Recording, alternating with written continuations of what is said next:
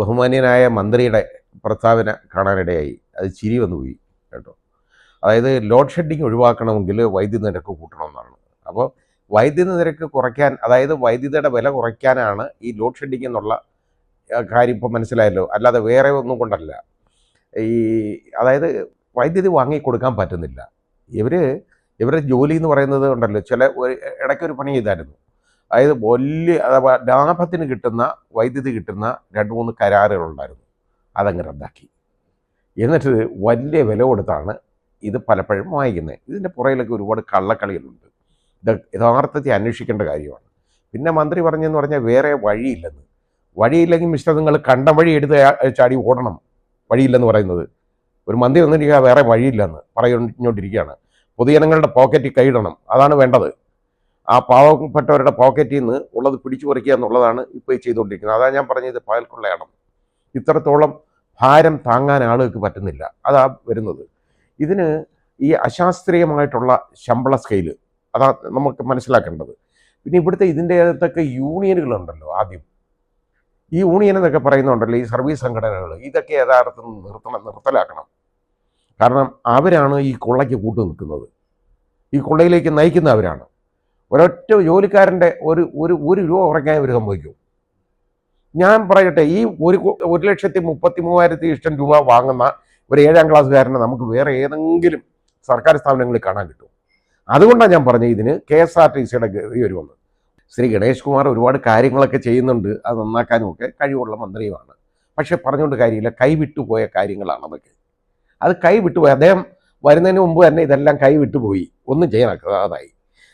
അത് ഇപ്പം ഇനി KSCB അതുപോലെ ആവും. ഇത് ആവുമെന്ന് പറഞ്ഞു കഴിഞ്ഞാൽ ജനങ്ങളുടെ കയ്യിൽ നിന്ന് പൈസ വാങ്ങി ഇവർ കൊടുത്തുകൊണ്ടിരിക്കുക. ഒരു ബില്ലൊന്ന് എടുത്ത് നോക്കണം, ഇലക്ട്രിസിറ്റി ബില്ല് നമ്മൾ ഓരോ മാസത്തെ കിട്ടുന്നത്. അത് വലിയ തമാശ അതിൽ നോക്കിയാൽ ഓരോന്നിന് ഇത്ര രൂപ, മീറ്ററിന് ഇത്ര രൂപ വാടക, മറ്റേതിന് ഇത്ര രൂപ വാടക. നമ്മൾ കാശ് കൊടുത്ത് വെക്കുന്ന സാധനത്തിന് നമുക്ക് വാടക കൊടുക്കണം ഇവർക്ക്. ആ രീതിയിലാണ്. അത് വളരെ തമാശയാണ്. അവർ ബില്ലൊന്ന് നോക്കണം. ആ ബില്ല് ആരും നോക്കാറില്ല. കാരണം അടച്ചുകൊണ്ടിരിക്കുക, വേറെ നിവൃത്തിയില്ലാത്തതുകൊണ്ടങ്ങ് അടയ്ക്കുക. പക്ഷേ ഈ ബില്ലൊന്ന് പരിശോധിച്ചാൽ വളരെ തമാശയുള്ള കാര്യങ്ങൾ ആ ബില്ലിൽ നിന്ന് കാണുന്നത്. വേറെ ഒരു ബില്ലിലും നമുക്ക് ആ രീതിയിലുള്ള കാര്യങ്ങൾ കാണാൻ കിട്ടത്തില്ല. ഇത് മുഴുവൻ ജനങ്ങളെ കൊള്ളയടിക്കാനാണ്. ഇനി ഇതിനകത്ത് ഇത്രയും ഇപ്പോൾ കൂട്ടുന്നു. ഈ കൂട്ടിയതൊന്നും പോരാ. കാരണം കോടികൾ വേണ്ടേ ഇവർക്ക്? ഈ ശമ്പളം കൊടുത്ത് തീർക്കാൻ ഇത്രത്തോളം കോടികളാണല്ലോ വേണ്ടത്. എന്തിനിങ്ങനെ ഭരിക്കുന്നു നമ്മളെ? സംശയമില്ലാത്ത കാര്യമാണ്. ഇത് പകൽക്കൊള്ള തന്നെയാണ്. പാവപ്പെട്ട ജനങ്ങളുടെ മുകളിൽ അധിക ഭാരം അടിച്ചേൽപ്പിക്കുകയാണ്. ജീവിക്കാൻ മാർഗമില്ല. ഗ്യാസിന് ദിവസം തോറും വില കൂടിക്കൊണ്ടിരിക്കുന്നു. ആഹാരം കഴിക്കണ്ടേ എന്തെങ്കിലും? അതിൻ്റെ കൂടെ കറണ്ട് കൂടി ഇല്ലാതായ വൈദ്യുതി, ഇതും വരുമ്പോൾ ഇത്രത്തോളം രൂപ, വളരെ വലിയ പൈസയാണ് ഇപ്പോൾ അങ്ങോട്ട് കൂട്ടുന്നത് കേട്ടോ. 16 പൈസ ഇപ്പോൾ. എന്നിട്ട് അതായത് ഏപ്രിൽ വരെ, ഏപ്രിൽ വീണ്ടും ഒരു 12 പൈസയും കൂടെ കൂടും. അതായത് 28 പൈസ. അപ്പോഴത്തേക്ക് 350 കോടി ഇതിൽ നിന്ന് പിടിച്ചു പറിക്കാവുന്നതാണ് കണക്കൂട്ടൽ. ഇപ്പോൾ 250 കോടി. ഈ കോടികൾ എങ്ങോട്ട് പോകുന്നു? ഈ വൈദ്യുതി എന്ന് പറയുന്നത് യഥാർത്ഥത്തിൽ കേരളത്തിലാണ് ഏറ്റവും കുറഞ്ഞ ചെലവിൽ വൈദ്യുതി ഉൽപ്പാദിപ്പിക്കാൻ പറ്റിയ ഒരു സ്ഥലം. കാരണം അതിലൊന്ന് ജലവൈദ്യുത പദ്ധതികളാണ് മിക്കതും. ആ ജലവൈദ്യുത പദ്ധതി എന്ന് പറഞ്ഞാൽ ഒഴിവരുന്ന വെള്ളത്തിന് കാശ് കൊടുക്കണ്ട. ആ വെള്ളം വന്ന് ടർബൈനിൽ കയറിയിട്ട് അത് കറങ്ങി കറണ്ട് ഉൽപ്പാദിപ്പിക്കുകയാണ്. ജലവൈദ്യുത പദ്ധതികൾ ധാരാളം ഉള്ളപ്പോൾ അതിന് യഥാർത്ഥ ഉൽപ്പാദന ചെലവെന്ന് പറയുന്നത് വളരെ കുറവാണ്. പിന്നെ ആകെ ഉള്ളത് അതിൻ്റെ മെയിൻ്റനൻസ് മാത്രമാണ്.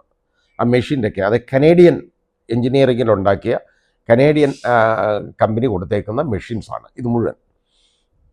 അതിനൊന്നും അങ്ങനെ കേടൊന്നും വരുന്നില്ല. കാരണം അത് വളരെ അത്രത്തോളം നന്നായിട്ട് വർക്ക് ചെയ്യുന്ന ഒരു സംഭവമാണ്.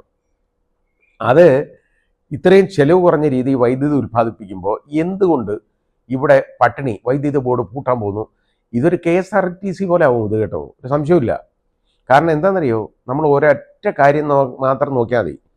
അതായത് 10ാം ക്ലാസ് പാസ്സാവാത്തവന്മാർ, അതായത് 10ാം ക്ലാസ് പരീക്ഷ എഴുതാൻ പാടില്ല, 10ാം ക്ലാസ് പാസ് വരെ പഠിത്തമില്ലാത്ത ഏതെങ്കിലും ഒരു ഉദ്യോഗസ്ഥന് ഗവൺമെൻറ് ജോലിയിൽ 1,33,000 രൂപ മാസം ശമ്പളം കിട്ടും. ഇതിനകത്ത് കിട്ടും. അതാണ് കാര്യം. ഇപ്പം മനസ്സിലായില്ല എന്താന്ന്? ഇതിനകത്ത് ഇവനൊക്കെ ശമ്പളമായി കൊടുക്കുക എന്ന് പറയുന്നത് തോന്നിവാസം പോലാണ്. Kerala state electricity board, KSCB എന്നങ്ങ് എഴുതി വെക്കും, ബോർഡല്ലേ. അതിനകത്ത് തോന്നിവാസം പോലാണ് ശമ്പള സ്കെയില്. അതായത് ഇച്ചിരി ഓവർസിയറായിട്ടൊക്കെ വരുന്നവരുണ്ട്. വളരെ, അതായത് ആദ്യം മരം വെട്ടാൻ നടക്കും, മരത്തിൻ്റെ കൊമ്പ് വെട്ടാൻ നടക്കുന്നവന്മാർ പിന്നെ പ്രൊമോഷൻ കിട്ടി വരും, ഓവർസിയർ ഒക്കെ ആവും. അവരുടെ ശമ്പളം ഞാൻ ഈ പറഞ്ഞേ, 10ാം ക്ലാസ് അവർ പാസ്സായിട്ടില്ല. അവരുടെ ക്വാളിഫിക്കേഷൻ പറയുന്നത് 10ാം ക്ലാസ് പാസ്സാവാൻ പാടില്ല, അതിന് താഴെ വേണം. അങ്ങനെയുള്ളവർക്ക് 1,33,000 രൂപ മാസ ശമ്പളം. ഇതിന് പുറമെ വേറെ ഒരുപാട് പെർക്സ് ഉണ്ട്, ഒരുപാട് ആനുകൂല്യങ്ങൾ വേറെ ഉണ്ട്. അതായത് ഒന്ന് കണക്കാക്കി നോക്കിയാൽ ഏതാണ്ട് 2 ലക്ഷത്തിൽ പരം രൂപ മാസം ശമ്പളം ആർക്ക് കിട്ടും? ഗൾഫുകാർക്ക് കിട്ടും. അവിടെ പോയി മണലാരണ്യത്തിൽ കിടന്ന് കഷ്ടപ്പെട്ട് ജോലി ചെയ്യുന്നവർക്ക് അവർക്ക് കിട്ടും.